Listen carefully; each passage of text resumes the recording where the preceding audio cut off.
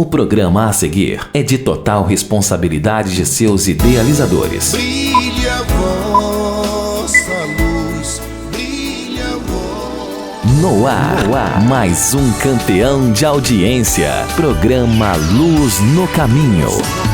Uma realização ADEV, Associação dos Divulgadores do Espiritismo de Vassouras, divulgando o Espiritismo conforme codificada por Allan Kardec. Produção e direção, Rodolfo Alves. Centro-Sul. Oh, happy day. Come on, put your hands together. Oh, happy day. When Jesus was. When Jesus was.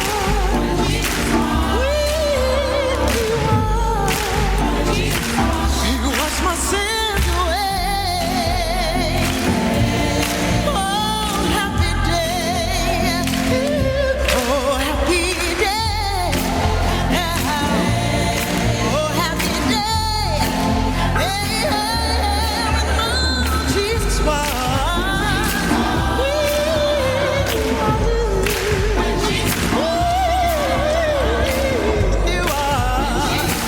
He washed my sins away.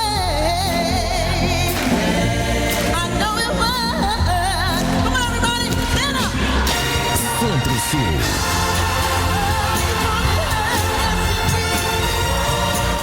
Tá aí, muito bom dia para você, ouvinte da Rádio Centro-Sul FM. Hoje, domingão, 26 de julho de 2015, agora 10 horas mais 15 minutos. Um bom dia para você, querido ouvinte do programa Luz no Caminho, e você que está sempre ligadinho aqui na Centro-Sul FM 105, a rádio show do seu jeito. Mais um campeão de audiência no ar, programa Luz no Caminho, e até o meio-dia estamos por aqui. I know it was a happy day. Tá aí o nosso Happy Day pra você. Nosso bom dia pra você, cidade de Vassouras, querida Vassouras, bom dia. He washed my sins all Pra você, querido ouvinte, morador das cidades vizinhas aqui de Vassouras, away. Was a happy day. também o nosso super bom dia pra você.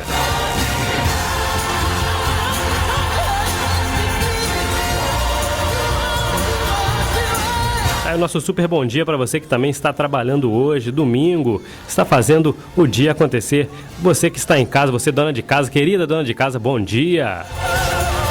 Para você trabalhador dos supermercados, para você querido amigo padeiro, bom dia. Oh, happy day. I know it was. When Jesus was.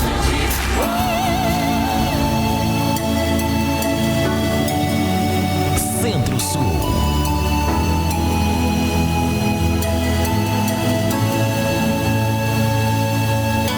Espíritos amigos e benevolentes, mensageiros de Deus, instrumentos da paz do nosso Senhor Jesus, que tem como missão nos esclarecer e nos conduzir no bom caminho, nos guiar em nossa jornada para a luz.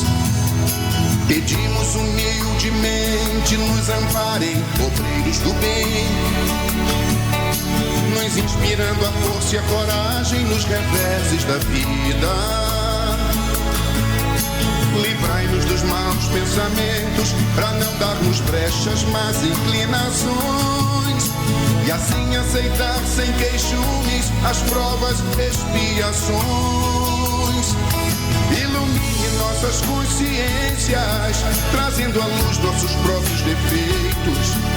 Nos arranque o véu do orgulho, para que confessemos antes de tudo a nós mesmos. Anjos guardiães, reforcem nossa fé. Ó bons espíritos protetores, nos ensine a nos tornarmos dignos, agradecer até pelas nossas dores. Derramem espiritualidade em nós, espiritualidade em nós, espiritualidade em nós.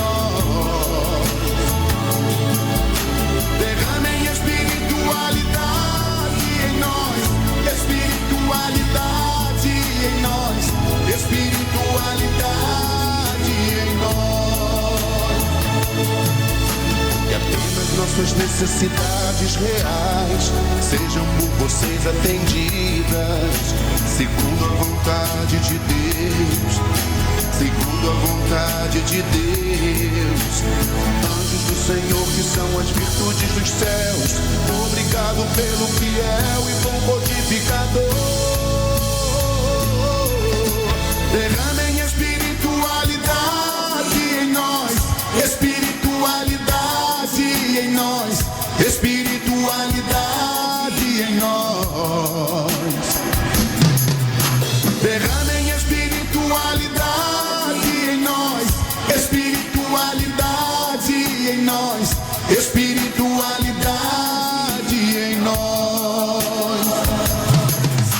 Derramem espiritualidade em nós, espiritualidade em nós, espiritualidade em nós.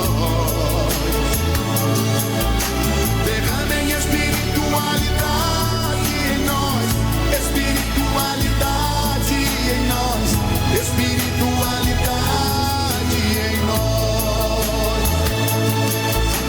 Derramem espiritualidade em nós, espiritualidade em nós, espiritualidade em nós. Derramem espiritualidade em nós, espiritualidade em nós,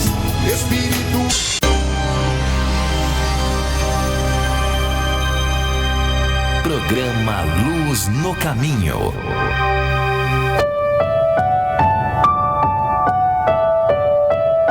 Centro-Sul.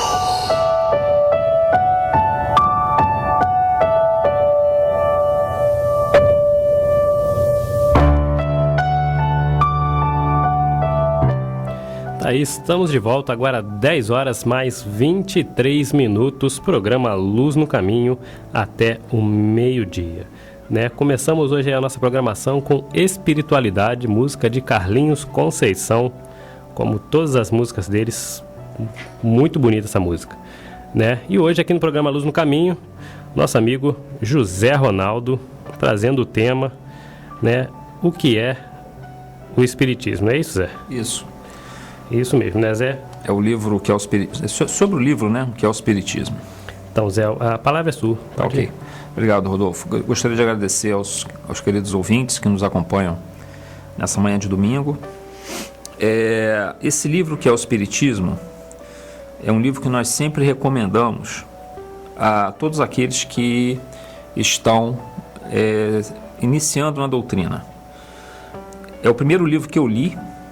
Na verdade, o primeiro livro espírita que eu li foi o que é o Espiritismo, e eu costumo recomendar a todos, né, que estão assim tomando contato com a doutrina. E mesmo aqueles que já estão há algum tempo ou que já conhecem a doutrina espírita, é interessante rever o livro. Ele é, digamos assim, um resumo sobre o Espiritismo. Ele foi publicado em 1859. Então, para a gente ter uma ideia, Kardec toma contato com os fenômenos das mesas girantes, os fenômenos das comunicações espiritualistas, vamos assim dizer, porque o termo espírita, né, ele é criado por Kardec depois, mas toda essa fenomenologia ele toma contato em 1854. Em 1855 ele inicia o estudo, né, dos fenômenos e analisa as comunicações recebidas. Em 1857 ele vai editar vai sair a primeira edição do Livro dos Espíritos, que é uma edição com bem menos perguntas, né, do que a atual edição, que tem 1019 perguntas e respostas. Depois, em 1858, Kardec escreve um livro que hoje não é muito conhecido, chamado Instruções Práticas sobre as Manifestações Espíritas, que era, na verdade, o embrião do Livro dos Médiuns, vamos assim dizer. Desse livro, Instruções Práticas sobre as Manifestações Espíritas, em 1858, é que vai surgir dali de uma elaboração, de um aprimoramento do material ali, o Livro dos Médiuns, que é, digamos assim, o principal livro que nós temos dentro da doutrina espírita para o estudo da mediunidade. E aí, em 1859, surge, então, o livro que é o Espiritismo. Esse livro ele é composto, em geral, por 3 partes. eventualmente algumas edições têm 4. As 3 partes que nós temos em todas as edições do que é o Espiritismo, é a primeira parte, que são diálogos, né? Esses diálogos, ele tem 3 personagens que fazem perguntas ou observações ou críticas à doutrina, e Kardec responde. Então, esses 3 personagens são o crítico, o cético e um sacerdote. Ou seja, são objeções das pessoas que não conhecem a doutrina, ou de que tem outra religião, ou de que tem uma visão, seria científica, para explicar os fenômenos e tal. Nesse diálogo com esses 3 indivíduos, se aprende muito sobre a doutrina espírita, e ao mesmo tempo ela nos ajuda a compreender as mesmas críticas e as mesmas dúvidas que existem nos dias de hoje. É interessante que esse livro foi escrito em 1859. E hoje, passados quase mais de 150 anos, né, nós estamos observando que as pessoas fazem as mesmas críticas, as mesmas objeções, têm as mesmas dúvidas. Então, ler o que é o Espiritismo nos ajuda a esclarecer, não só nós mesmos, a outros companheiros ou pessoas que nos procuram, querem conhecer a doutrina espírita, mas têm dúvidas, têm certos receios, têm por falta de conhecimento mesmo da doutrina espírita. A segunda parte do livro, ela antecipa diversas questões referentes ao Livro dos Médiuns. Então, ou seja, ela é, na verdade, baseada nesse livro de Instruções Práticas sobre as Manifestações Espíritas. Então, ele trata um pouco de mediunidade nessa segunda parte, é um resumo, né, sobre mediunidade. E a terceira parte, que é um resumo sobre o Livro dos Espíritos, principalmente as considerações filosóficas, né, da existência humana e da existência no mundo espiritual. E das relações, né, que existem entre o mundo dos espíritos e o nosso mundo de encarnados. Nós falamos que existe uma 4ª parte em algumas edições, porque em algumas delas existe uma bibliografia, uma biografia, né, de Kardec, inserida logo no início dessas edições, que é o discurso de Henri Sauce, quando da desencarnação de Allan Kardec, no sepultamento de Kardec. Ele faz um discurso, Henri Sauce, e nesse discurso ele fala sobre a história de Kardec, e sobre uma biografia da vida dele. Algumas edições não tem, mas as 3 primeiras, todas as edições têm. É esse diálogo do crítico, cético, sacerdote, esse resumo do Livro dos Médiuns, resumo do Livro dos Espíritos. Então, esse material é importantíssimo para nós conhecermos. Assim, porque às vezes você pega, por exemplo, o Livro dos Espíritos, não é fácil você estudar. Às vezes você precisa, para estudar o Livro dos Espíritos, é interessante você estudar em grupo. Você tem um estudo sistematizado, alguma coisa do tipo. Ele é um livro denso, ele tem um livro de 450, 480 páginas, depende da edição.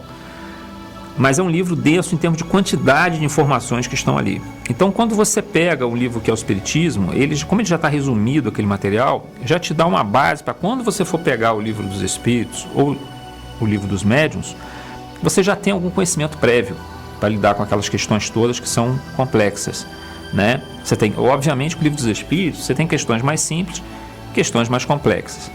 E é interessante, Rodolfo, observar também, você já deve ter reparado isso, que as pessoas têm diferentes níveis de compreensão dessas questões. Às vezes o indivíduo não tem nem muito conhecimento, vamos dizer assim, acadêmico, uma pessoa simples, uma pessoa humilde. Ela não tem um grande conhecimento acadêmico, não tem curso superior, não tem doutorado, não tem mestrado, não tem nada disso. Ela pega um Livro dos Espíritos, lê aquelas questões ali, e aquilo ali ela entende naturalmente aqueles problemas. Você pega um outro indivíduo que às vezes tem uma enorme formação acadêmica, uma formação científica, filosófica, e ele encontra obstáculo para entender coisas que às vezes são simples naquelas perguntas, né? Então, isso aí varia muito de pessoa para pessoa. Quando a gente fala que o livro é denso, isso eu estou me referindo à média, mas tem pessoas que leem um livro com uma tranquilidade muito grande, né? Porque nós sabemos que essa não é a nossa única vida, nós já estamos vindo de muitas existências. Então, muito daquilo que está colocado ali não foi criado em 1857. Na verdade, aquilo ali é o resultado do aprendizado humano de muitos e muitos séculos, né? Que nós já tivemos a oportunidade de aprender em diferentes escolas religiosas muito do que se encontra ali. Então a gente às vezes está relembrando algumas daquelas questões. Uma delas é a questão da reencarnação. Ele diz assim, no mundo ocidental nós não tínhamos a questão da reencarnação. Bom, não tínhamos nos últimos 1800, 1700 anos antes da codificação. Mas a reencarnação era tratada no mundo greco-romano, especialmente entre alguns filósofos gregos, né? Não era uma novidade. E no mundo oriental mais ainda, né? Na China, na Índia, a questão reencarnacionista vem desde o século V a.C. com Buda, pelo menos. E nos livros védicos, né? Na Índia, até bem mais antes do que isso, já estavam ali presentes elementos que se referiam à questão da reencarnação. E no mundo ocidental também não era novidade, né? Se considerarmos aí as escolas platônicas, pitagóricas, né? O próprio Sócrates falava disso. Então a ideia de reencarnação não é uma ideia nova. E nos próprios evangelhos nós já tivemos a oportunidade de citar aqui algumas passagens de referências, especialmente no Evangelho de João, de referências explícitas ali à questão de reencarnação.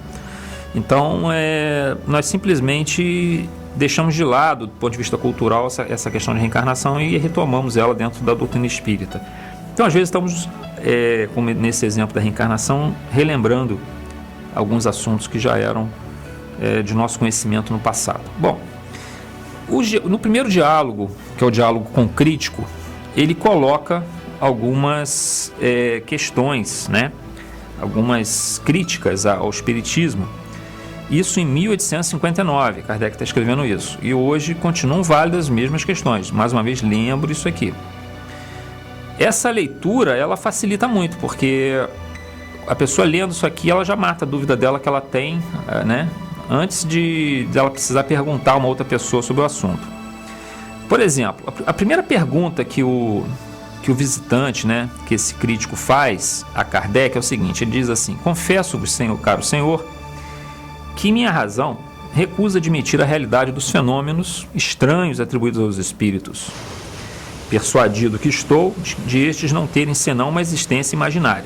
Então ele acha que a existência de espíritos é uma coisa imaginária, ele não acredita na fenomenologia. Aí ele diz assim: entretanto, eu me curvaria diante da evidência se disso tivesse provas incontestáveis. Por isso desejo merecer-vos a permissão de assistir somente uma ou duas experiências, para não ser indiscreto, para não atrapalhar as reuniões. Eu vou assistir me permita assistir uma ou duas experiências e eu poderei me convencer caso isso seja possível. Você já observa aí na pergunta, né, o total desconhecimento que ele tem de doutrina espírita, porque como se bastaria uma ou duas reuniões de manifestação mediúnica para que isso pudesse produzir algum tipo de convencimento. As dificuldades, né, e características da fenomenologia mediúnica, especialmente a questão da espontaneidade do fenômeno, porque uma manifestação mediúnica, ela não depende só do médium, ela depende do espírito. Você pode estar lá e às vezes, quantas vezes você acha que vai haver uma manifestação mediúnica e não acontece? Porque existem dois lados dessa história. Existe o médium que está ali, ou os assistentes e o médium que estão querendo receber alguma comunicação, mas tem do outro lado lá os espíritos que podem ou não estar em condições de mandar alguma comunicação para nós. Isso traria, aí se você fosse em duas reuniões que não houvesse comunicação, você diria, não, então não existe um fenômeno, né? O que é automaticamente, com a vista científica, uma coisa absurda, né? Porque o fenômeno só precisa acontecer uma vez para que ele seja provado, né? Ele não precisa acontecer sempre que a gente queira que ele aconteça. E aí Kardec responde a ele: seria realmente um verdadeiro prodígio, né, se eu conseguisse convencê-lo em duas reuniões, porque Kardec diz assim: eu mesmo precisei de mais de um ano de trabalho para ficar convencido, o que prova que não cheguei a esse estado inconsideradamente. Quer dizer, Kardec, que era de formação positivista, um estudioso, né, nós sabemos que Kardec, ele conhecia astronomia, ele estudava matemática, ele conhecia bem a língua francesa, ele era, na verdade, poliglota, né? Ele traduzia obras do alemão, do inglês. Então, ele escreveu livros de gramática e de aritmética, que foram, alguns livros dele de aritmética foram, inclusive, continuaram a ser editados na França até 30, 40 anos depois, que ele foi depois da primeira edição, né? Então ele era um conhecedor, era um homem de ciências.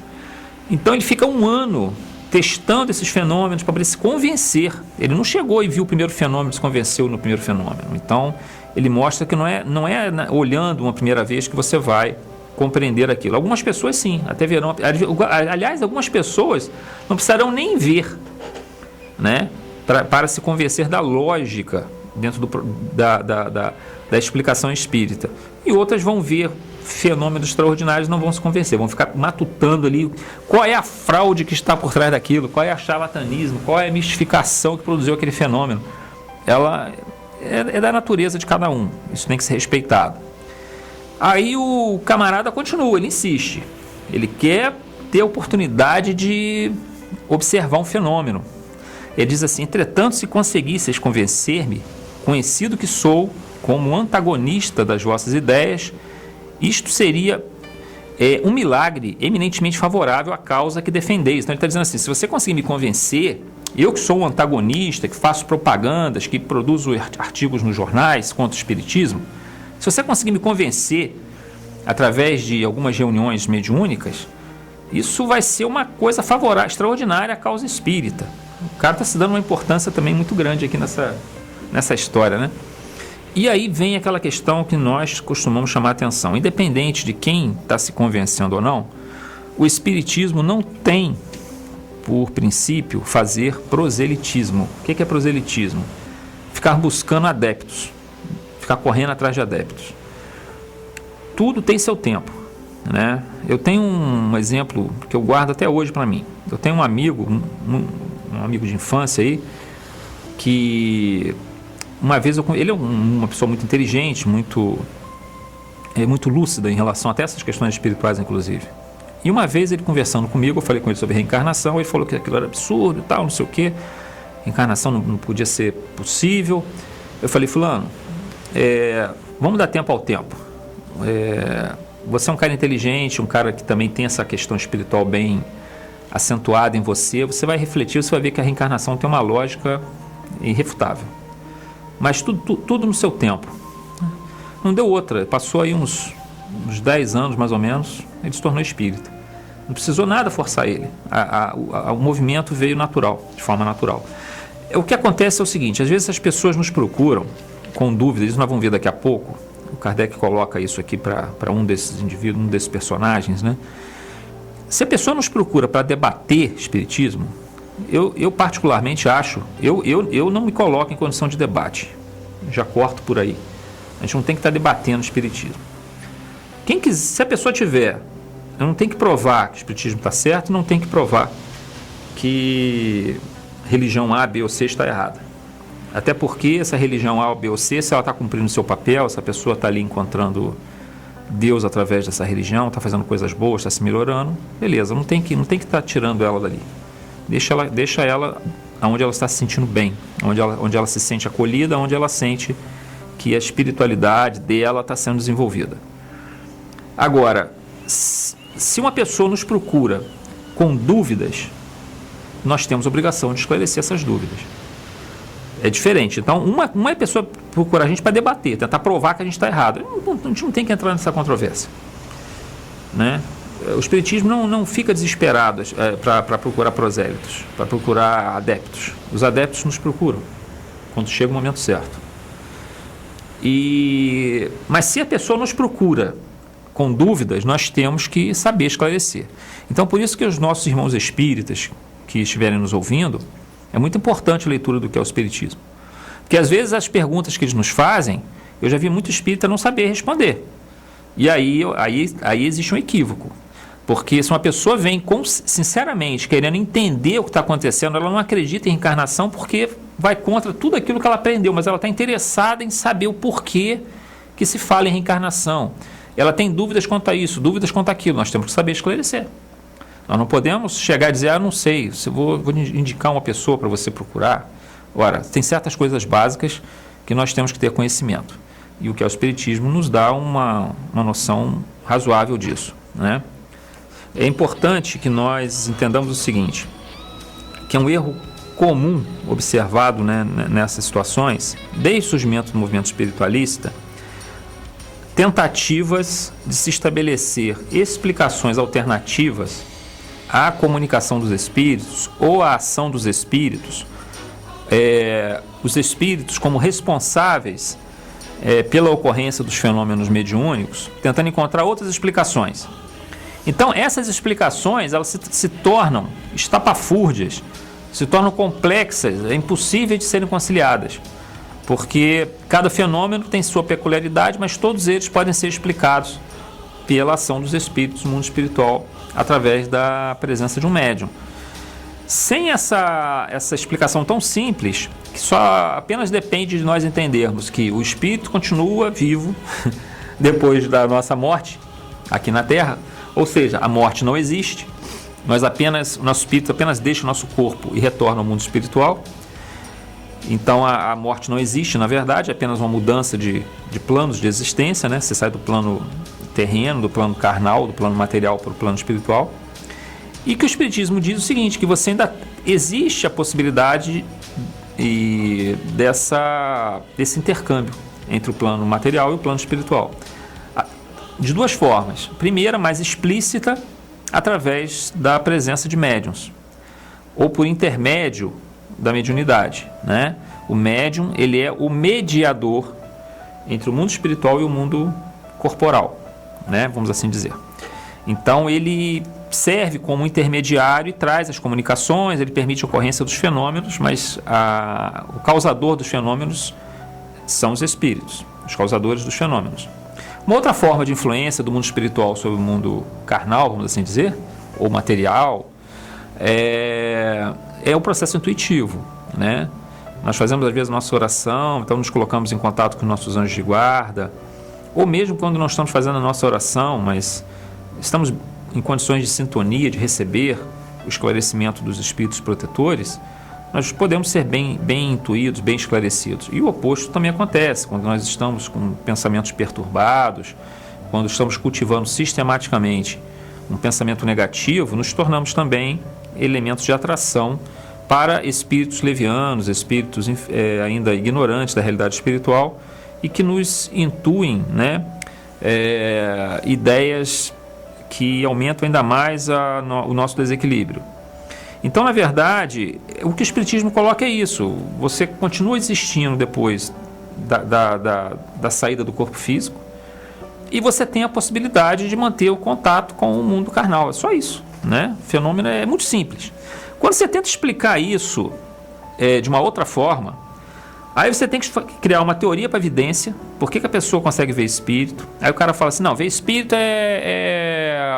digamos assim, tirando todos os elementos de charlatanismo ou de mistificação, porque o charlatanismo não se aplica, por exemplo, quando você vê uma pessoa que viu espírito a vida toda, uma pessoa trabalhadora, honesta, que nunca utilizou isso para ganhos pessoais, e só procurou ajudar os outros, aí você não tem nem como falar em charlatanismo nesse caso, né?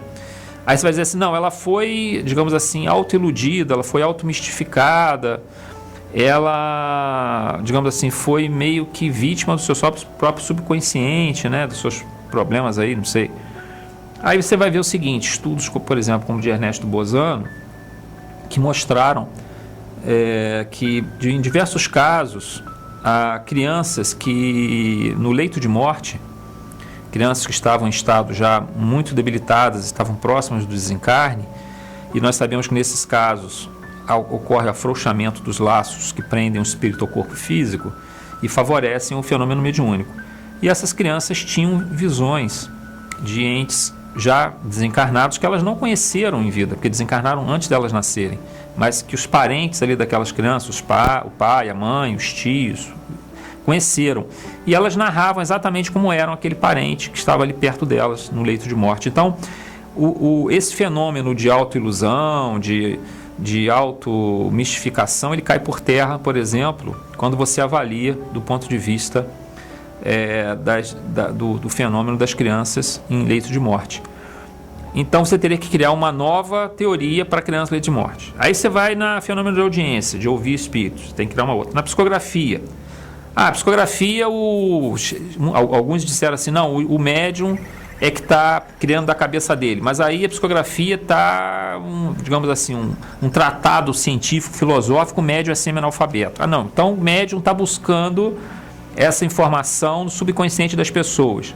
Mas aí as pessoas que estão ali também não têm nenhuma formação acadêmica, as que estão perto. Não, então ele está buscando isso em outro lugar, de alguma forma ele está conseguindo buscar em outro lugar. E aí começam a criar, cada hora tem que ficar criando uma teoria diferente. Materialização, você tem que criar uma teoria diferente. Para clarividência, desdobramento, sonhos, tem que criar outra. Para cura espiritual, você tem que criar outra. Fenômeno de xenoglossia, o camarada começa a falar no idioma que ele não conhece. E não é de conhecimento nem das pessoas que estão ali.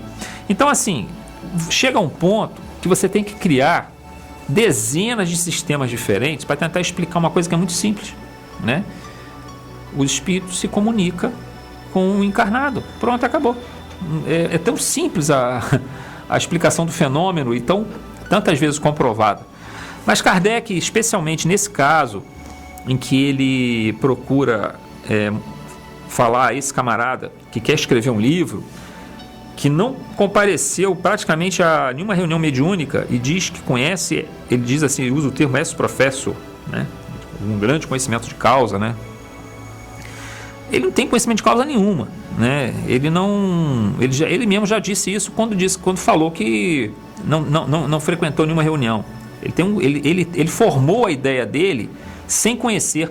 Isso aqui, gente, é muito importante essa pergunta, porque ele diz que já tem a sua convicção formada, que vai escrever um livro para combater o espiritismo, mas ele não parou, ele não leu as obras espíritas, as 5 obras básicas, ele não leu essas obras básicas, ele não frequentou as reuniões com assiduidade, com o espírito de ciência, de observação, de investigação. Ele simplesmente formou a opinião dele baseado nas suas próprias crenças. No caso aqui, não é nenhuma crença religiosa, é uma crença acadêmica, científica, sem ter conhecido o fenômeno. E a resposta de Kardec é extraordinária. Ele diz assim: que juízo formarias de um homem que, sem conhecimento de literatura, sem ter estudado a pintura, se erigisse censor de uma obra literária ou de um quadro? É de lógica elementar que o crítico conheça, não superficialmente, mas a fundo, aquilo de que fala, sem o que sua opinião não teria nenhum valor. Aí continua depois mais à frente. Não tendo ideia de mecânica, podereis apreciar as qualidades ou os defeitos de determinada máquina? O vosso juízo acerca do espiritismo, que aliás não conheceis, não pode ter mais valor do que o que nas condições acima emitisseis sobre a aludida máquina. Permitir-me dizer-vos, Senhor, que o vosso projeto é absolutamente a mesma coisa, que não tendo estudado a matemática nem a astronomia, vos apresentasseis a um dos membros do observatório, dizendo-lhe: Senhor, quero escrever um livro sobre astronomia e provar que o vosso sistema é falso. Mas como desconheço os menores rudimentos dessa ciência, deixai que por 1 ou 2 vezes eu me sirva de sua luneta, né, seu telescópio, o que será suficiente para ficar sabendo tanto quanto vós. Então, assim, o que o camarada está falando em escrever um livro contra o espiritismo, sem nunca ter ido a uma reunião, sem nunca ter estudado as obras, é a mesma coisa que Kardec está colocando aqui. É como se, por exemplo, eu, não tendo conhecimento de matemática ou astronomia, resolvesse provar que uma determinada teoria astronômica está errada, aí vou lá no laboratório de astronomia, né, e peço lá ao astrônomo para que eu possa olhar ali pelo telescópio umas 2 vezes lá, na determinada região do céu, e vou escrever um livro provando que o sistema dele está errado. Olha, isso é uma coisa absurda, né? Eu vou estar partindo de ideias preconcebidas que vão ser facilmente derrubadas, né? Como, aliás, demonstrou muito bem, aliás, um livro que nós, apesar de ser um livro já escrito há bastante tempo, Metapsíquica Humana, do Ernesto Bozano, né? Porque, na verdade, René Sudre, que seria mais ou menos um camarada como esse aqui, o René Sudre era um metapsiquista. Metapsiquista era seria hoje que nós teríamos mais próximo, seria um parapsicólogo. E ele tentava provar que todos os fenômenos mediúnicos, os chamados fenômenos espíritas, eram produzidos, na maioria das vezes, ou quase na maioria das vezes, a explicação dele era elementos subconscientes, ou seja, vinha da mente do médium, da capacidade do médium produzir isso. E o Ernesto Bozano faz uma refutação ao livro do René Sudre, chamado Metapsíquica Humana. E ele refuta item a item, de uma maneira extraordinária. Também é de grande utilidade esse livro, porque ele mostra o quanto absurdas são as tentativas de se explicar, ou como a pessoa cai no absurdo ao tentar, e nós vamos ver aqui um pouco disso aqui daqui a pouco, quando tenta provar o contrário da explicação espírita, porque toda tentativa de se explicar o fenômeno, você cai em contradição de uma outra forma, né? Quando você tenta explicar o fenômeno por um outro caminho, que não seja aquele que o Espiritismo mostra, você cai em contradições gritantes.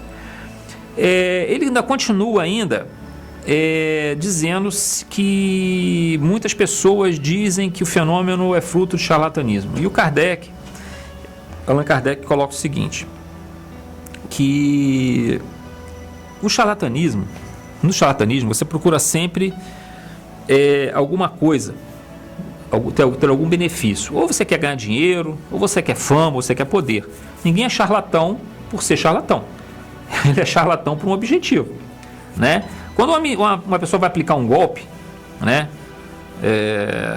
Por exemplo, no banco, em área bancária, né? Quando nós temos muitas questões associadas a golpes eletrônicos ou golpes em pessoas, ou tenta entrar no sistema bancário por golpe ou por fraude, o fraudador ou golpista, ele quer lucro, ele quer dinheiro, né?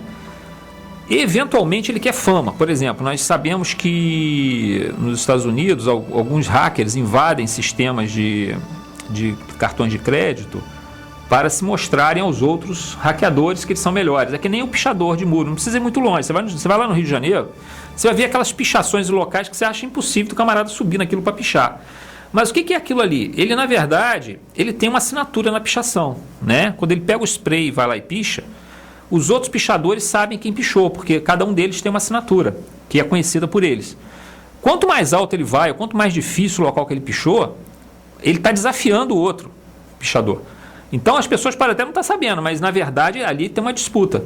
Então ele não está pichando só para ele mesmo, ele não vai lá e picha e apaga. Ele poderia pichar e apagar, por exemplo. E dizer assim, não, eu consegui fazer isso. Não, ele tem que mostrar para o outro que ele fez isso e deixa a marca lá para mostrar para o outro, né? Para as pessoas também, mas especialmente para aquele grupo concorrente dele, né? Como se fosse uma disputa ali sendo feita. Ele quer mostrar que ele pode ser capaz de pichar em locais absurdos, né? Que ninguém conseguiria subir.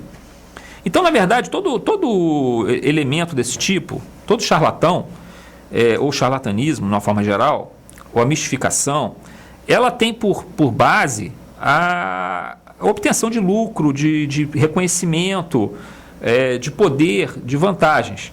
Mas acontece, como se explicar que inúmeros médiuns se dedicaram a vida toda ao fenômeno sem ter ganhado nada com isso? Muitos são anônimos. Nós conhecemos muitas benzedeiras, né? E aqui não falamos nem de espiritismo, falamos até de uma forma mais geral de espiritualismo. Aqui em Vassouras mesmo, benzedeiras que ficaram a vida toda, recebiam as pessoas na sua casa, benziam ali usando as ervas, usando a arruda, usando outros elementos do mundo vegetal, e com as suas orações e os seus passes, curaram muitas pessoas, né? Nunca cobraram por isso e muitas nem são conhecidas, não buscavam reconhecimento. Então, onde está o charlatanismo nisso? Uma pessoa fazer isso a vida inteira é absurdo imaginar. Um dos grandes exemplos é o Chico Xavier. Chico Xavier escreveu mais de 400 livros, né? Psicografou mais de 400 livros. Há um bom tempo atrás já se contava mais de 20 milhões de obras editadas, né? De 20 milhões de títulos, né? 20 milhões de livros, em 400 e poucos títulos. E ele desencarnou pobre. Ele tinha lá, ele não recebia um centavo das suas psicografias, né? Não se fazia valer daquilo que ele se tornou conhecido. Pelo contrário, ele vivia uma vida de enormes sacrifícios. Se você está achando um indivíduo desse charlatão, é você mostrar total desconhecimento do que está falando, né? Então nós temos muitos exemplos sobre indivíduos que se dedicaram a vida inteira a uma causa do bem, através do espiritismo. Nós temos inúmeros exemplos. A gente cita aqui o Chico, mas a gente também está citando aqui muitas benzedeiras. Eu conheço algumas, não vou falar nome aqui, na rádio, mas todo mundo conhece uma benzedeira no seu bairro, na sua rua, na sua cidade, né? E elas não cobram nada por isso, não exigem nada por isso, né? Não existe charlatanismo nisso aí. Existe um profundo senso de obrigação, de dever e do desejo de ajudar. Mas aí é colocado, mas existem casos que são, está quase na hora, né, Rodolfo, do intervalo, né? Posso terminar rapidamente aqui, Rodolfo? Existem casos que nós sabemos que há charlatanismo. Kardec diz assim, olha, nos casos em que há charlatanismo, o espiritismo não pode assumir essa responsabilidade. Por quê? Porque não foi o espiritismo que criou a mediunidade, gente. O espiritismo estudou a mediunidade. A mediunidade existe desde que a humanidade se conhece, né? Por humanidade. Se nós olharmos aí a evolução humana, ela está repleta de manifestações que nós hoje podemos dizer com certeza que elas foram mediúnicas. É a mesma coisa que você dizer medicina. Você tem um médico que é charlatão. Nós sabemos da existência, de vez em quando, eventualmente é reportado no noticiário de um médico que não tinha o diploma e exercia e era um charlatão. Por existir um médico charlatão, você vai dizer que toda medicina é composta por charlatães? É claro que não. Você vai condenar a medicina porque um médico errou e uma pessoa desencarnou, morreu durante uma cirurgia, por imperícia desse médico, por imprudência desse médico? Claro que não. Então a medicina não pode se responsabilizar por um indivíduo que se comporta de maneira equivocada. Da mesma forma que o espiritismo não pode se responsabilizar por um indivíduo que se faz valer de um suposto conhecimento de espiritismo e na verdade não tem. Então a ideia é a mesma. Então, na verdade, esse charlatanismo que existe em todos os campos do saber humano, das ciências humanas, das práticas humanas, eles fazem parte da nossa realidade. E existem dentro do espiritismo e existem dentro de outras religiões, porque também em outras religiões nós somos charlatães também. E nem por isso você vai condenar a religião, porque existe um charlatão ali dentro. Então, por que isso se aplicaria ao espiritismo? Então, vamos ter assim, um bom senso ao lidar com essas situações. Prezados ouvintes, continuando as nossas explicações, né? As nossas considerações aqui sobre o livro que é o Espiritismo. Nessas perguntas e objeções, algumas são perguntas e são dúvidas, outras são objeções, né? Que são feitas por desconhecimento da doutrina, que na verdade não é uma doutrina simples. Ela exige estudo, exige a prática constante de estarmos lendo, estudando, refletindo fazendo uma reflexão sobre os temas ali que são muito importantes para a nossa vida. A gente sempre chama atenção disso porque nós temos certos cuidados com o nosso corpo, né? Acordamos de manhã cedo, vamos lá, escovamos o dente, tomamos banho todo dia, vamos ao médico quando estamos doentes, procuramos cuidar da nossa alimentação quando nós já começamos a sentir algum problema no nosso corpo físico, estabelecemos uma dieta, ou seja, se nós nos cortamos, nós fazemos um curativo, né? Tomamos um remédio para cortar a infecção. Ou seja, nós temos cuidados com o nosso corpo físico que é perecível, né? E não vai durar mais do que 80, 90 anos aqui na Terra, se muito. E, no entanto, para o espírito imortal, nós frequentemente ficamos desleixados, né? Em relação a esse espírito que nunca vai morrer e que precisa passar por diferentes aprendizados. Então, o que na verdade a doutrina espírita nos convida, quando fala muito de estudo e reflexão, é passarmos a cuidar desse espírito, que é na verdade aquilo que vai seguir em frente quando o nosso corpo físico deixar de existir. E que vai vivenciar outras experiências aqui na Terra e depois outras experiências no plano espiritual. Inclusive, à medida que a evolução acontece, em regiões mais elevadas, né, do mundo espiritual. Bom, entre as objeções que são colocadas estão sempre aquelas que procuram questionar a natureza dos fenômenos mediúnicos. E ao questionar a natureza dos fenômenos mediúnicos, uma das questões que se coloca é por que não se consegue obter essa ou aquela comunicação quando o pesquisador vai a uma reunião mediúnica, o pesquisador não espírita. Ele vai a uma reunião que quer obter uma comunicação, por exemplo, de um espírito, vamos assim dizer, de um cientista ou de um grande filósofo. Ora, o fenômeno mediúnico ele não pode ser colocado na mesma categoria de um fenômeno de ciência exata, por exemplo. Os fenômenos das ciências exatas, vamos assim dizer, a física, a matemática, a química, em boa parte das vezes a biologia, né, naquilo que se refere à genética e tal, Você pode usar o que nós chamamos, em termos de metodologia científica, o critério da replicabilidade, de nós podermos replicar o experimento tantas vezes quanto quisermos. Qualquer pessoa, se eu digo que eu descobri uma determinada coisa no campo da química, uma nova substância, utilizando esse processo, um determinado processo, para que aquilo seja uma descoberta científica, ele tem que ser replicado. Se ele não for possível de ser replicado, ele deixa de ser uma descoberta científica. Então, se for descoberta aqui no Brasil, que misturando substância A com substância B em determinadas proporções, com determinada temperatura, com determinado nível de pressão, vai se chegar a uma substância C. E o critério de replicabilidade indica que na União Soviética, na Rússia, se você for pegar a mesma substância A, a mesma substância B, sob as mesmas condições de temperatura, pressão, e misturá-las nas mesmas dosagens, você vai obter a mesma substância C. Ocorre que em fenomenologia mediúnica é que nem o campo dos estudos do psiquismo. Você considera hoje a psicologia como uma ciência, né? Só que ela não é uma ciência exata. A própria história, o campo está dentro do campo das ciências sociais, ela não é uma ciência exata.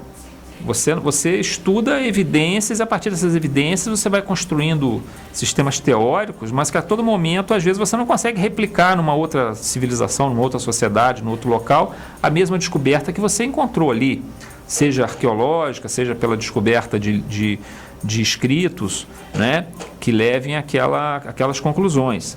No Espiritismo, aparece mais ou menos assim a questão. O espírito não tem obrigação de estar trazendo comunicações quando nós queremos. E nem determinado espírito está pronto ali para se manifestar ao nosso bel prazer. É exatamente por ter um ser inteligente do outro lado do plano de existência que se manifesta e que tem a sua vontade própria, que nós não estamos lidando com seres inertes, como substâncias químicas, né? Então é importante nós termos isso em mente, porque muitas das vezes a ciência quer tentar colocar a fenomenologia e analisá-la sob uma ótica assim, eu quero que seja agora tem que acontecer. E não é assim, porque o espírito tem sua vontade. Frequentemente, muitos pesquisadores dos fenômenos mediúnicos, no caso, por exemplo, William Crookes, né, que efetuou pesquisas importantíssimas com a mediunidade de Florence Cook, e o espírito que se manifestava era o espírito de Kate King durante quase 3 anos, mas aquilo foi um processo espontâneo e ele se colocava à disposição do espírito para quando ocorressem as manifestações. Então esse é uma questão muito importante, que se não se conhecer isso, entre outras coisas também, mas se não se conhecer que por trás do fenômeno há uma vontade inteligente, nós não vamos conseguir entender. É como se nós tivéssemos, por exemplo, imagina que nós não entendêssemos nada, nós viéssemos de um outro planeta aqui para a Terra, e eu estivesse em frente a um computador, e aí fosse colocado, por exemplo, para ver, vamos dar um exemplo assim, o Facebook. Aí eu começo a me comunicar com a outra pessoa através do Facebook. Aprendo aqui o idioma aqui do Brasil, por exemplo, a língua portuguesa, e começo a me comunicar com uma outra pessoa, mas eu vim de outro planeta. Eu não conheço nada aqui do planeta Terra, das formas de comunicação, mas eu aprendi o alfabeto e o idioma da língua portuguesa. E estou me comunicando com uma outra pessoa e estou tentando entender como funciona o Facebook, mas aí a outra pessoa não quer se comunicar comigo. Eu mando uma mensagem para ela, ela me retornou uma vez, mas eu mando de novo, ela não me retorna mais. Aí eu faço uma pergunta para ela, ela não me responde. Ou eu faço para ela uma pergunta, ela me responde errado. Aí eu me comunico com uma segunda pessoa, ela não me responde. Eu me comunico com a terceira, ela me responde. A quarta me responde, mas me responde errado. Eu vou dizer assim, não, esse troço não funciona. Isso aqui não é eficiente. Mas é claro, gente, do outro lado do outro computador que pode estar no outro país, que pode estar no outro lugar do Brasil, existe um ser humano que pode querer se comunicar ou não. Isso não impede que ali exista uma comunicação ocorrendo, que existe uma outra pessoa do outro lado.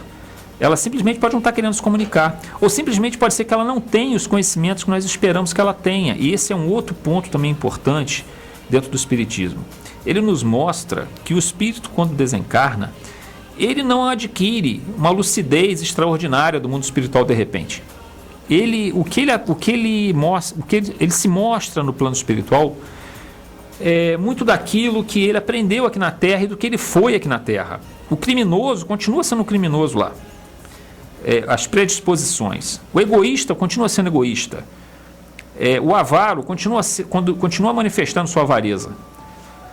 Aquele que foi bondoso continua sendo bondoso. Aquele que foi um indivíduo dotado de grande conhecimento continua tendo grande conhecimento. Então, na verdade, até mesmo as visões religiosas, elas não se modificam. Porque quando nós desencarnamos, frequentemente nós precisamos reencarnar novamente. Se nós estamos numa fase ainda de necessidade reencarnatória para aprendizado e para, digamos assim, expurgar, né, os nossos erros passados, nós frequentemente não apresentamos mudanças significativas no plano espiritual. Melhora um pouco a nossa visão da realidade da vida, mas depende muito do quanto nós nos dedicamos a compreender a realidade espiritual aqui na Terra. É muito frequente a existência de espíritos que não sabem que desencarnaram, que acham que estão presos ainda ao corpo físico. Quando esses espíritos se comunicam, é claro que a comunicação deles vai ser toda truncada, ela não vai nos acrescentar nada em termos de conhecimentos do mundo espiritual. Ela vai nos ajudar a compreender o seguinte, como está lá no livro Céu e Inferno, onde existe uma série de comunicações de diferentes níveis de espíritos de diferentes classes, que o indivíduo pode manifestar tanto um grande conhecimento no plano espiritual, como ele pode manifestar um conhecimento mínimo. Depende muito de como ele viveu aqui na Terra. Então é preciso tirar essa ideia de que o espírito, quando desencarna, adquire um conhecimento claro de todas as coisas. Não existe isso. Ele adquire um conhecimento claro de muitas coisas se ele buscou esse conhecimento aqui na Terra. Então, o mundo encarnado e desencarnado estão muito entrelaçados nesse aspecto. Essas duas vivências são necessárias. O que se aprende no plano espiritual, o que se aprende no plano da matéria, eles são intercambiáveis, e se nós vivemos aqui uma vida justa, correta aqui na Terra, teremos boas chances de grande aprendizado no plano espiritual, no intervalo entre as reencarnações. Quando reencarnamos, trazemos ainda uma bagagem ainda melhor e podemos fazer uma reencarnação ainda melhor, até o ponto que não precisamos mais reencarnar. Esse visitante, no caso o crítico, ele pergunta o seguinte, ainda Kardec: enfim, tudo deve ter começo. O aprendiz que nada sabe, que nada viu ainda, mas que deseja esclarecer-se, como ele vai fazer isso quando você não lhe faculta os meios para isso? Por quê? Porque Kardec está dizendo que ele não está querendo que esse crítico frequente uma ou duas reuniões para daí concluir se vai ou não escrever o livro dele, porque isso não adiantaria em nada. Frequentar uma ou duas reuniões não resolveria. Ele tem uma posição pré-concebida contra o espiritismo. Se ele deseja frequentar a reunião para aprender a verdade, é uma coisa. Se ele deseja ir na reunião só para achar que por ali ele vai formar um ponto de vista a ponto de escrever um livro, ele está completamente equivocado. Então, Kardec, nesse aspecto, ele fala uma coisa muito importante que nós já tínhamos comentado aqui. Ele faz uma grande distinção entre o incrédulo por ignorância, por desconhecimento, e o incrédulo por sistema. O que é o incrédulo por sistema? É aquele que não acredita no espiritismo porque já tem uma posição pré-concebida muito forte. Não conheceu, não estudou, não compareceu a nenhuma reunião para verificar, para atestar, e já acha que sabe tudo sobre aquilo ali para poder fazer argumentos. Esse é o incrédulo por sistema. O incrédulo por desconhecimento, esse tem que ser acolhido e tem que ser esclarecido. E ele vai tomar a sua decisão, se ele vai querer ser espírita, se não vai querer ser espírita, se vai aceitar, se não vai aceitar. Então essa é uma posição que Kardec coloca com muita clareza. Não adianta você tentar convencer um indivíduo que já tem uma predisposição de não aceitar o espiritismo. Deixa que o tempo produza os seus resultados. Se não for nessa vida, em outras vidas, né? Isso vai acontecer. Nós temos aqui depois o cético, que é um cara assim mais neutro, né? Dentro desses três personagens. Primeiro ele pergunta a Kardec por que criar uma distinção, isso é importante nós sabermos hoje em dia, entre espiritismo e espírita, né? De espiritualista para espiritualismo. Porque o que acontece? Todo o quando nós falamos doutrina espírita, nós estamos falando doutrina codificada por Allan Kardec, né, no século XIX. Mas quando nós falamos espiritualismo, nós estamos nos referindo, de uma forma geral, a toda crença, a toda busca de algo que não é material, de algo que é espiritual. Toda religião é espiritualista, né? Muitas filosofias são espiritualistas. O espiritismo é espiritualista, mas nem todo espiritualista é espírita, porque para ser espírita é preciso aceitar, né? E conhecer, aceitar e praticar aqueles estudos, aqueles ensinamentos que estão previstos dentro da codificação espírita. Essa distinção foi necessária porque muitas das vezes as pessoas dizem assim: eu sou espírita, mas ele na verdade ele não é espírita. Às vezes na verdade ele tem uma visão espiritualista, ele não conhece nada de Kardec, nem estuda o kardecismo. Por isso que às vezes a gente acaba utilizando o termo kardecismo, né? Que nem é um termo muito correto. Kardec nem aprovaria o uso desse termo. Mas a gente acaba usando, tendo que usar, porque o indivíduo diz assim: você é espírita de mesa branca, né? Ou é... Bom, a gente costuma até brincar, né? Não sei, depende. O centro, tem dia que a mesa está com uma toalha azul, tem dia que está com uma toalha... Quando é toalha branca, é mesa branca. Se está uma toalha azul, mesa azul. Se está uma toalha, sei lá, verde, é espiritismo mesa verde. Não existe esse negócio de espiritismo mesa branca. Espiritismo é um só. O que existem são movimentos espiritualistas que também merecem todo o nosso respeito. Conhecemos casos espiritualistas que realizam trabalhos extraordinários, né? E indo nessa definição de Kardec, na verdade, toda religião é espiritualista, né? Porque ela é oposta exatamente à visão materialista ou uma visão ateísta do mundo. Mas é importante frisar isso. Mas como as pessoas às vezes têm essa dificuldade de compreensão, às vezes quando a pessoa me pergunta, às vezes no ambiente de trabalho, né, você tem às vezes uma pessoa que é de outra religião e não aceita o espiritismo. Mas aí ela aceita menos ainda a Umbanda, por exemplo. Tem pessoas que têm um preconceito enorme contra a Umbanda, o que também é um grande equívoco. Aí, para que diminua pelo menos um pouquinho a dose do preconceito, né, quando me perguntam assim, mas você é espírita? Eu falo, eu sou kardecista, mas eu sei que está equivocado o termo, porque espírita é espírita. Kardec já definiu bem, quer dizer, espírita é aquele que segue a codificação feita no século XIX. Tá? É importante também nós termos esse esclarecimento de Kardec. O cético, ele coloca ainda uma outra questão, que é a possibilidade que os fenômenos mediúnicos fossem resultado de alucinação. Bom, o fenômeno de alucinação, vamos supor, as pessoas viriam um espírito manifestado por materialização ou por manifestação luminosa, ou mesmo por audiência, as pessoas sentem um cheiro de perfume. Em reuniões do Divaldo, às vezes, né, em palestras do Divaldo Pereira Franco, muitas das vezes, quando ele recebe o espírito do Dr. Bezerra de Menezes, muitas das vezes as pessoas sentem cheiro de flores, né, e de rosas, e as pessoas podem dizer, bom, mas isso é uma alucinação coletiva. A alucinação coletiva, visual, auditiva, olfativa, ela é um fenômeno raro, ela não é fenômeno comum. A alucinação individual até pode ser. Também não é tão comum assim também não, ela acontece eventualmente. Uma alucinação constante você tem que ser diagnosticado num quadro de psicose, num caso de esquizofrenia. E aí nós temos que dizer que os espíritas são todos esquizofrênicos, né? E aí nós vamos cair naquelas velhas questões, o espiritismo fabrica loucos, né? Aí nós estamos voltando aí aos tempos de total desconhecimento da fenomenologia, né? E da saúde espiritual que na verdade o espiritismo traz, por tornar as pessoas, dentro do possível, um pouco melhores do que eram antes. Isso nós temos podido observar na nossa prática, né?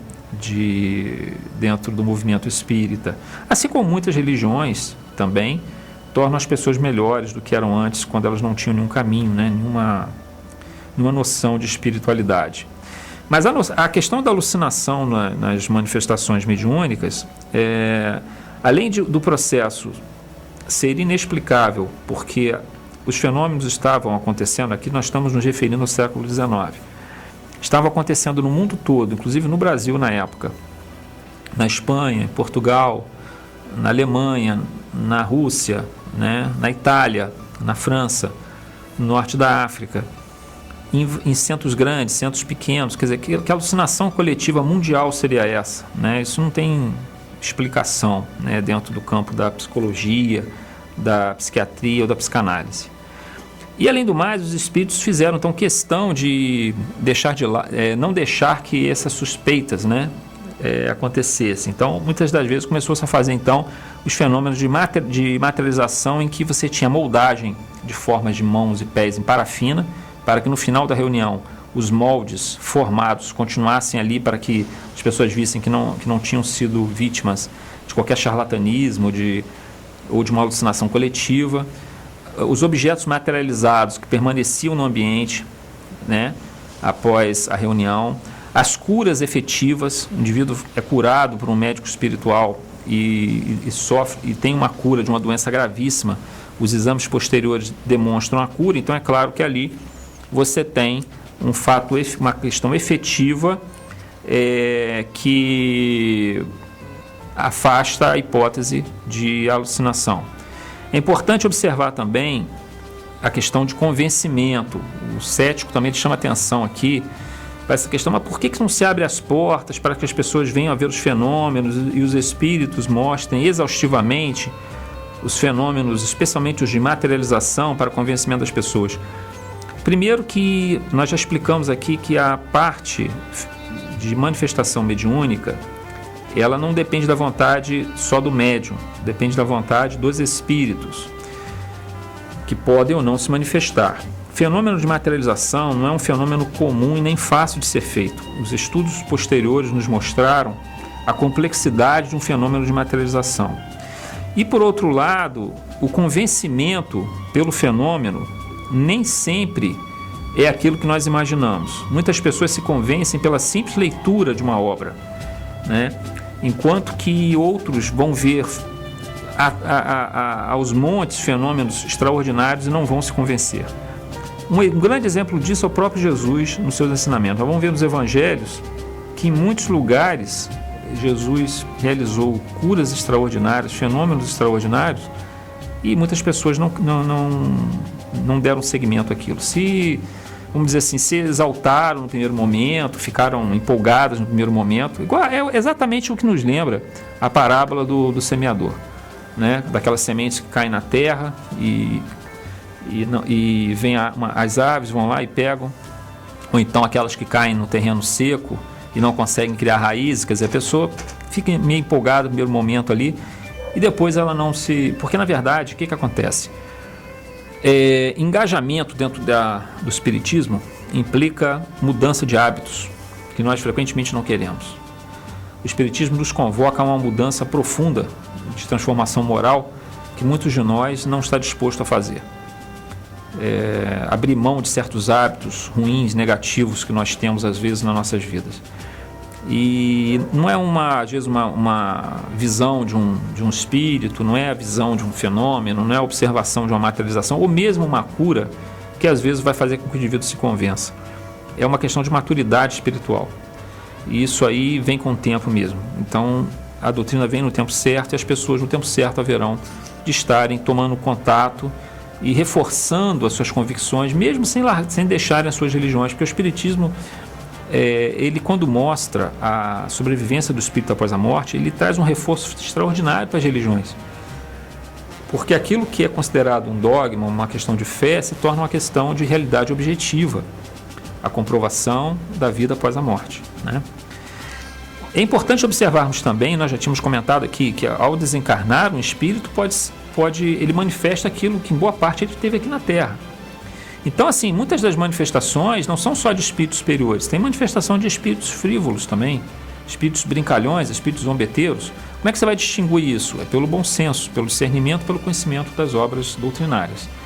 Muitas das vezes um espírito tenta se passar por um espírito conhecedor e tenta ludibriar o médium, mas isso vai ser facilmente descoberto se o médium e as pessoas que o cercam ali na reunião, vamos dizer, dos assistentes, do doutrinador da reunião, do dirigente da reunião, que já conhecem as obras básicas, conhecem o espiritismo, descobrirão naquela mensagem pontos que são discordantes E o espírito, nessas condições, ele normalmente se trai. Nas suas próprias palavras, ele entra em contradição, ou ele vai contra certos elementos doutrinários bem estabelecidos. Então, aí você vai dizer assim, mas como impedir isso? Não tem que impedir, tudo isso serve para estudo, para você conhecer que do outro lado, no outro plano da existência, você tem tanto espíritos preocupados, comprometidos com a evolução deles e nossa, quanto você tem espíritos que não estão nem aí para isso. Assim como você tem encarnados aqui na Terra, seres espíritos ocupando um corpo de carne, né? Nós aqui que estamos falando e todos vocês nos ouvindo, que podemos estar comprometidos com uma vida melhor e podemos estar comprometidos totalmente no espírito de erro, né? Isso ocorre no plano espiritual, ocorre no plano carnal. Não tem nenhuma novidade nisso. O cético, ele coloca uma questão seguinte, ele diz assim, não consigo explicar a mim mesmo, esse já é um outro ponto, tá, gente? É sobre o esquecimento do passado, questão da reencarnação. Por que se esquece das reencarnações anteriores? Ele diz assim, não consigo explicar a mim mesmo como pode o homem aproveitar da experiência adquirida em suas anteriores existências quando não se lembra delas, pois que desde que lhe falta essa reminiscência, cada existência é para ele qual se for a primeira. Desse modo, está sempre a recomeçar. Quer dizer, ele está dizendo o seguinte, o que adianta a reencarnação se eu me esqueço do que eu vivi na vida passada? Estou sempre recomeçando. E Kardec diz o seguinte, a questão aqui é de intuição e subconsciente, né? Você traz a intuição daquilo que você já vivenciou, você traz no seu subconsciente o aprendizado, você não traz a memória explícita do que você vivenciou, mas não se perde aquilo que você aprendeu. Tudo aquilo que você aprendeu está lá no seu subconsciente, produzindo, digamos assim, tendências comportamentais. Por isso que o viver de uma forma correta, de uma forma digna, ela constrói matrizes no nosso subconsciente que vão nos ajudar nas decisões futuras, nessa vida e em outras vidas. Nós estamos construindo hoje aquilo que seremos amanhã. Isso não vale só para essa vida, isso vale para vidas futuras também. Mesmo que nós não nos lembremos dos aspectos específicos. Meu nome, eu fui pai de quem, eu fui filho de quem, e eventualmente crianças têm lembranças espontâneas, reencarnatórias, que são objetos de estudo, mas normalmente, 99,9% das vezes nós não nos lembramos, e não é para lembrar mesmo, porque se nós nos lembrássemos de tudo, dos detalhes, nós não perdoaríamos o inimigo, nós não receberíamos o inimigo como filho, nós não suportaríamos a carga de um fardo pesado de tantas lembranças, né, se misturando com as nossas vivências atuais. Imagina só um indivíduo que vai casar com uma outra pessoa e ele lembra todos os outros casamentos que ele teve, de todas as afetividades que ele teve. Como é que ele vai conseguir se relacionar afetivamente com essa pessoa se ele tiver as minúcias dos detalhes da sua vida anterior? Isso inviabilizaria praticamente todos os relacionamentos. Então, na verdade, o nosso aprendizado ele está lá no subconsciente como padrões comportamentais de aprendizado, bons ou ruins, que nós precisamos reforçar ou corrigir, tá certo? Agora tem o terceiro indivíduo que vem para esse debate, né, que é o sacerdote. Ele diz o seguinte, primeiro argumento dele, a religião ensina tudo isso. Até agora foi suficiente. Qual é a necessidade de uma nova doutrina? E Kardec coloca que se a religião ensina o bastante, ensina tudo, por que existe, e isso no século XIX estava sendo um problema seríssimo, a questão da volta das filosofias negativistas, das filosofias materialistas, né? Se a religião ensina o bastante, por que há tantos incrédulos, religiosamente falando? Ela prega a verdade, ela nos manda a crer, mas há muita gente que não crê por simples afirmação. O Espiritismo prova e faz ver o que a religião ensina em teoria. Além disso, de onde vêm essas provas? Da manifestação dos Espíritos. Então, na verdade, a religião, dizer que a religião ensina tudo, que não precisaria do Espiritismo, é negar um dos pontos mais essenciais. Se a religião ensina que existe vida após a morte, que existe um espírito, o Espiritismo está mostrando, não por dogma, não por fé, mas está mostrando por fatos objetivos, a existência desses espíritos. Então ele está trazendo um elemento de convicção que foi desperdiçado por muitas religiões, não só o Espiritismo, mas o movimento espiritualista de uma forma geral, que foi desperdiçado por conta do espírito de doutrina, né? De não querer compartilhar ou aceitar outros ensinamentos, outros elementos. O padre aqui, esse sacerdote levanta a questão de que isso mexe demais com o raciocínio, a questão de deixar de lado os dogmas. Ele diz assim: admitindo esse raciocínio, não julgais que o vulgo, ou seja, que as pessoas comuns, que não têm assim, um grande conhecimento das coisas, elas precisam mais de imagens, coisas impressionantes para firmar a fé delas antes do que uma filosofia que ela não pode compreender. E Kardec responde: a religião ganhará sempre em seguir o progresso das ideias. Se alguma vez ela corre perigo, é quando os homens querem avançar e ela deseja ficar estacionária. A religião não pode ficar estacionária, ela precisa evoluir de acordo com a ciência. Não adianta nós falarmos que o homem foi criado 4.000 anos antes de Cristo, quando nós temos o mundo foi criado 4.000 anos antes de Cristo, quando nós temos fósseis que, pelas demonstrações científicas, apresentam 50, 40 milhões de anos.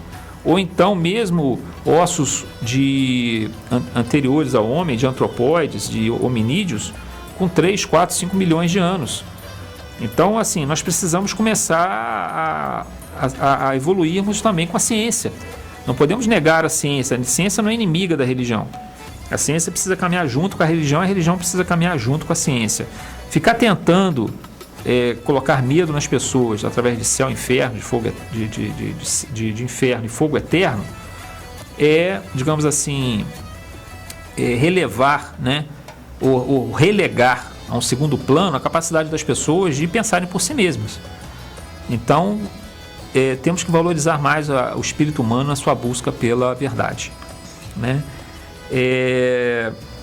Ele coloca uma outra coisa importante, que é o seguinte: esse é um ponto chave aqui da nossa discussão, que o padre diz assim: se a igreja proíbe as comunicações com espíritos dos mortos, é porque elas são contrárias à religião, sendo formalmente condenadas pelo Evangelho e por Moisés, esse último pronunciando a pena de morte contra essas práticas.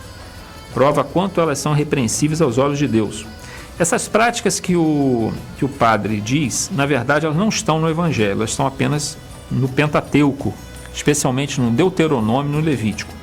No Deuteronômio, um dos livros do Pentateuco, da Torá, né, hebraica, Pentateuco mosaico, no Deuteronômio ele está no capítulo 18, versículos 9 a 12, e no Levítico, capítulo 19, versículo 31.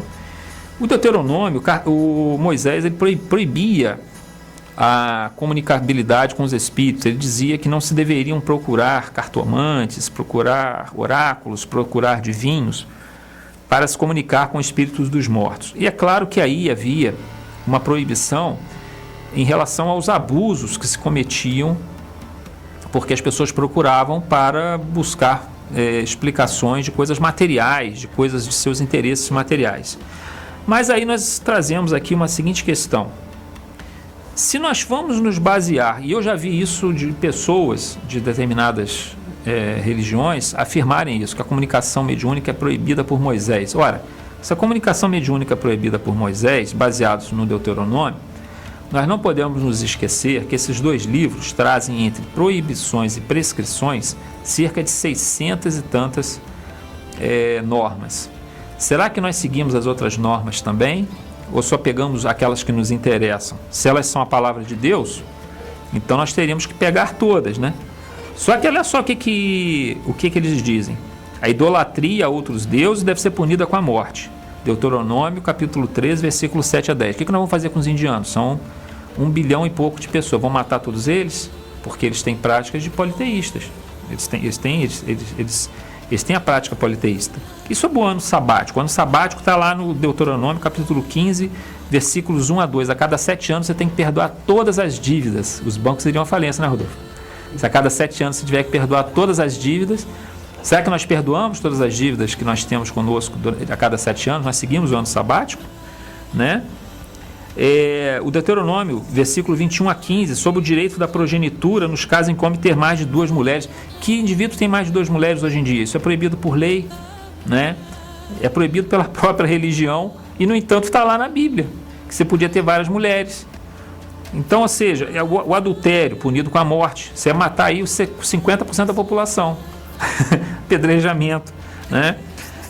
Relação homossexual, Levítico, capítulo 15, versículo 13, punido com a morte. Você vai fazer o que? Vai matar os homossexuais? É isso que a Bíblia está dizendo? Né? E obediência irrestrita ao sábado, no Levítico, capítulo 23, versículo 13. A gente fica no sábado o dia inteiro sem fazer nada, só orando, né? Não, é o domingo. Não, mas então, é domingo, a gente não está aqui na rádio, o pessoal que está no mercado trabalhando, as pessoas que estão indo fazer compras, elas estão obedecendo um dia da semana de só ficar orando a Deus? Então vamos tomar cuidado quando a gente pegar passagens da Bíblia para tentar combater o espiritismo, quando nos convém e esquecemos aquilo que não nos convém. Se é para pegar a Bíblia, vamos seguir tudo, mas se nós formos seguir tudo, nós vamos ter um mundo bem diferente do que nós temos hoje. Muito cuidado com aquilo que a gente afirma. Existe muita gente usando a Bíblia de maneira equivocada, né?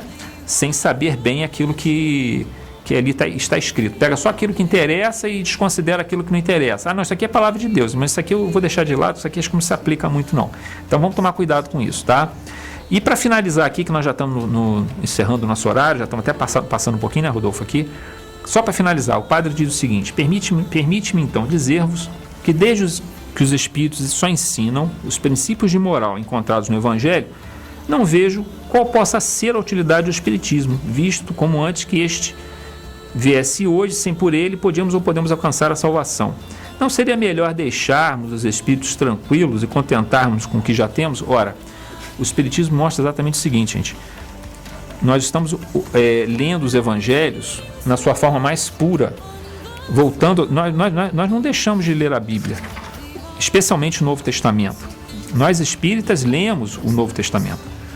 Nós lemos os Evangelhos. Só que nós tiramos o que veio depois dos Evangelhos.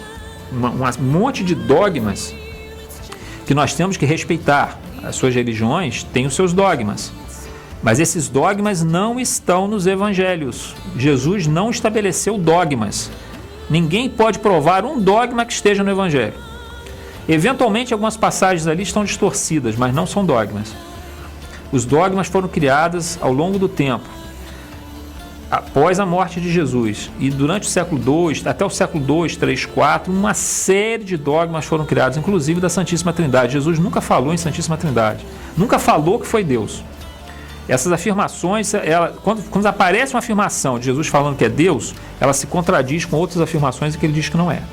Então, assim, tomemos muito cuidado com aquilo que nós afirmamos em termos de evangelho. Precisamos estudar com muito cuidado, porque é uma obra extraordinária para o nosso crescimento espiritual, especialmente quando nos debruçamos sobre, vamos dizer assim, o Sermão da Montanha, capítulo 5 a 7 do Evangelho de Mateus. Então, na verdade, o que o Espiritismo faz, o Espiritismo usa muito o termo cristianismo redivivo, é se voltar novamente aos Evangelhos, tirando de lado todos os dogmas que vieram depois, e que é muito mais uma ação humana do que uma ação da espiritualidade superior, como é o caso de Jesus, um espírito de enorme luz que veio à Terra para nos ensinar. Então aqui nós deixamos então esse convite à leitura do livro que é o Espiritismo, como forma de esclarecimento. Ele tem ainda uma segunda parte, como nós falamos, que é a parte de estudos sobre a mediunidade. É como se fosse uma espécie de um resumo, uma coisa bem resumida mesmo do livro dos médiuns. E na terceira parte, um resumo também do livro dos Espíritos, né?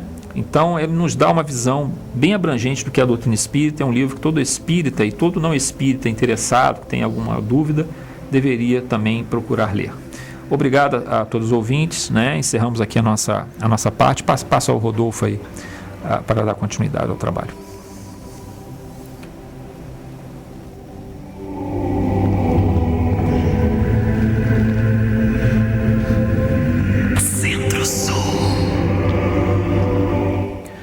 Bom, antes de mais nada, né, obrigado, Zé, por ter aceitado aí o convite, né, que hoje não era o seu dia, né, você acabou aceitando o convite para vir hoje aqui no programa Luz no Caminho, né. Bom, eu comentei com o Zé aqui que mês que vem, agosto, é o mês de aniversário do programa Luz no Caminho aqui na Rádio Centro-Sul, né, faremos 2 anos que estamos no ar, né.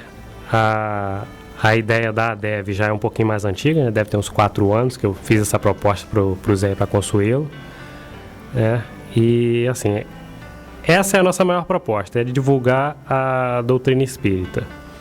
mas não para que as pessoas que já têm uma religião mudem de religião e venham para o Espiritismo. A nossa ideia aqui é para que as pessoas conheçam o Espiritismo e descubram ela não como um adversário, mas como uma aliada no trabalho no bem, né? Porque assim, nós temos... você não precisa... eu não quero ler os livros espíritas para conhecer o Espiritismo. Eu costumo falar assim, então conheça os frutos que o Espiritismo já tá nos dando, né? Dos trabalhadores que tem aí, que nós temos ainda encarnado, e conheça também aqueles que já foram, os desencarnados. Né? Tem o Bezerra de Menezes, leia a biografia do Bezerra de Menezes, tem Eurípides Barçanufo, Chico Xavier, ainda encarnado o Divaldo Pereira Franco. Só de conhecer a vida dele, você já vai conhecer a doutrina espírita e vai saber que a doutrina espírita também, né, como já disse a Consuelo aqui uma vez no programa, só tem Jesus. Né? A doutrina espírita só tem Jesus. Né? Um forte abraço para vocês, vamos ficando por aqui. Né? Obrigado por vocês aí ter nos aturado até agora, né? Eu divulguei lá no Facebook da rádio, Facebook da ADEV, né? A nossa proposta lá, conheça o Espiritismo, e é isso que é o nosso objetivo principal do programa Luz no Caminho, né? Para que vocês que estão nos ouvindo, que ainda não conheça, passa a conhecer. E costumo falar que é muito fácil, né? Você tem vários caminhos. Tem o programa Luz no Caminho, tem os livros, tem o Centro Espírita. Vá de coração aberto, conheça, conversa com a gente que está lá, na nossa vivência espírita. Né? Um forte abraço para vocês e até domingo que vem, se Deus quiser. A luz do dia, a mesa do mundo girou, trombetas soaram no céu, raiou a codificação, um ciclo de trevas cessou, séculos de elaboração, exigiu do missionário um pentateuco doutrinário.